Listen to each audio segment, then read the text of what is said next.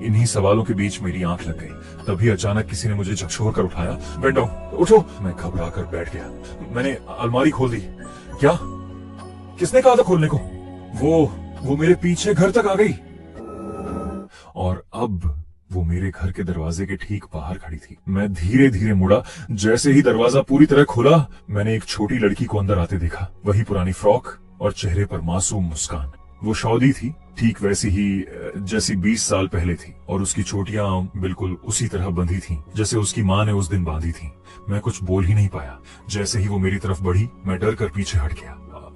पास मत आओ। वो वहीं रुक गई। मेरी पत्नी लिन शुलान भी डर के मारे पीछे हट गई। सऊदी ने मासूमियत से पूछा, आप लोग क्या बात कर रहे हो? मैं कांपती आवाज में बोला, कुछ नहीं। लेकिन वो ऐसे बर्ताव कर रही थी जैसे कुछ हुआ ही ना हो। वो आराम से सोफे पर चढ़ गई और खुश होकर बोली, वाह, ये हमारा नया घर है, कितना सुंदर है, मुझे बहुत पसंद आया। वो पूरे घर को उत्सुकता से देखने लगी। फिर अचानक उसने पूछा, पापा, मेरा छोटा भाई कहाँ है? वो तो लुका छिपी खेलना चाहता था ना। उसकी ये बातें सुनकर मैं डर के मारे चीख पड़ा। तुम्हारे भाई को जरूरी काम था, वो बाहर गया है। लेकिन सऊदी बार बार पूछती रही, कौन सा काम? तभी मेरी पत्नी मुझे कमरे में खींच कर ले गई। दरवाजा बंद करते ही उसने फुसफुसाकर पूछा, वेंडोंग, तुम्हें क्या लगता है वो इंसान है या भूत? मुझे क्या पता, मैं भी यही पूछने वाला था। तुमने उसे बाहर क्यों निकाला? अब ये सब कहने का फायदा नहीं, वो बाहर आ चुकी है। तभी उसने अचानक दराज से एक चाकू निकाल लिया। अभी खत्म कर देते हैं। क्या तुम पागल हो गई हो? अगर वो सच में हमारी बेटी हुई तो क्या हम उसे एक बार मार चुके हैं, दूसरी बार भी मार देंगे? सालों बाद पहली बार मुझे अपनी बेटी के लिए पछतावा महसूस हो रहा था। अगर आज वो जिंदा होती तो हमारे बुढ़ापे का सहारा बन सकती थी। लेकिन एक सवाल मुझे अंदर से खाए जा रहा था, 20 साल बाद भी वो वैसी की वैसी कैसे दिख रही थी? तभी मैंने एक फैसला लिया। मैंने दराज से एक विजिटिंग कार्ड निकाला।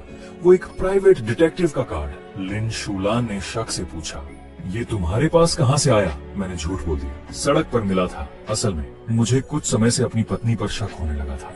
जब वो बाजार जाती, बहुत देर से लौटती। इसी दौरान किसी ने ये कार्ड हमारे दरवाजे के नीचे डाल दिया था, इसलिए मैंने संभाल कर रख लिया।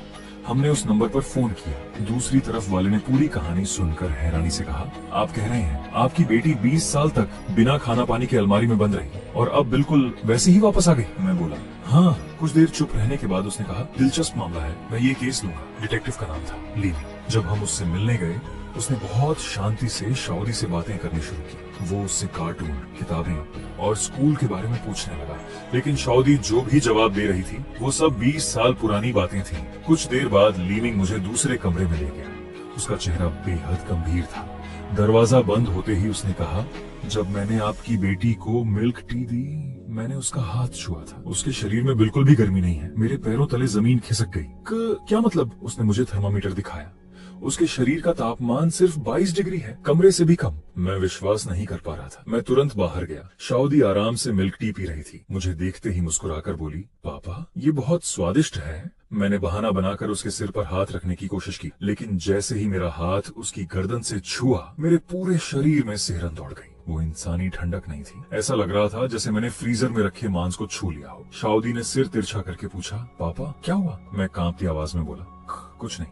कमरे में वापस जाकर मैंने पूछा, तो वो आखिर है क्या? लीविंग ने कंप्यूटर में एक पुरानी खबर दिखाई, 1995 की एक लोकल न्यूज। उसने कहा, जिस साल आप गांव छोड़कर गए थे, उसी साल एक बेघर आदमी गायब हो गया था। मैं समझ नहीं पाया इसका सऊदी से क्या संबंध था। तभी उसने फोटो जूम की। मेरे पुराने घर के बाहर एक धुंधली आकृति खड़ी थी और उसके हाथ में एक ताला था। मेरा दिमाग सुन्न पड़ गया। ताला?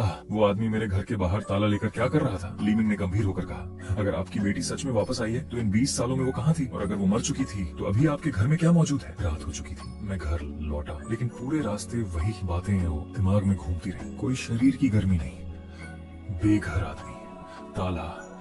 जैसे ही मैंने घर का दरवाजा खोला, मुझे तुरंत कुछ अजीब लगा। पूरा घर अंधेरे में डूबा हुआ था। मैंने लाइट जलाने की कोशिश की, लेकिन वो नहीं चली। मैंने फोन की टॉर्च ऑन की। रोशनी पड़ते ही मैंने सोफे पर किसी को बैठे देखा। वो सऊदी थी। उसकी पीठ मेरी तरफ थी। मैंने धीरे से उसका नाम लिया। वो धीरे धीरे मुड़ी और मुस्कुराई। पापा, आपको पता है लाइट क्यों नहीं जल रही? मैं कांपते हुए बोला, क्यों? वो धीरे धीरे मेरी तरफ चलने लगी। फिर वो बोली, क्योंकि मैं 20 साल अलमारी के अंदर रही हूँ, मुझे अंधेरा पसंद है। फोन की हल्की रोशनी में उसकी आंखें अजीब तरह से चमक रही थी। फिर उसने धीरे से पूछा, पापा क्या आप मेरे साथ रहोगे? उस पल मेरा खून जम गया। मैं भागना चाहता था, लेकिन पैर हिल नहीं रहे थे। मैं चीखना चाहता था, लेकिन आवाज ही नहीं निकल रही थी। वो बस मुझे घूरती रही, मेरे जवाब का इंतजार करती हुई। पता नहीं मैं कितनी देर तक वहाँ खड़ा रहा। फिर आखिरकार मेरे मुंह से कांपती हुई आवाज निकली, हाँ। सऊदी खुशी से मुस्कुरा दी। मुझे पता था पापा, आप मेरे साथ जरूर रहोगे। उसने मेरा हाथ पकड़ लिया, फिर वो मुझे धीरे धीरे बेडरूम की तरफ ले जाने लगी। लेकिन असली सवाल अभी भी वही था, सऊदी आखिर थी क्या, एक इंसान या फिर एक भूत?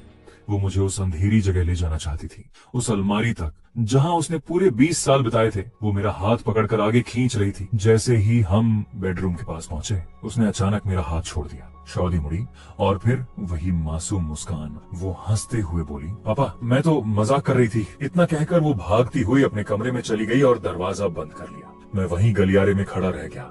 उस रात मेरी आंखों में नींद नहीं थी। बार बार उसके बर्फ जैसे ठंडे हाथ याद आ रहे थे, लेकिन वो तो बिल्कुल जिंदा इंसान की तरह थी। हंस रही थी, दौड़ रही थी, बातें कर रही थी, बिल्कुल वैसी ही जैसे 20 साल पहले। मैंने अपनी हथेली को देखा, उसकी ठंडक अभी भी महसूस हो रही थी।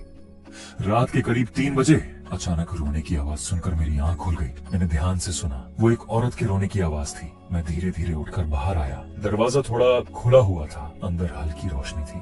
मैंने धीरे से दरवाजा खोला और जो मैंने देखा उससे मेरी आत्मा कांप गई।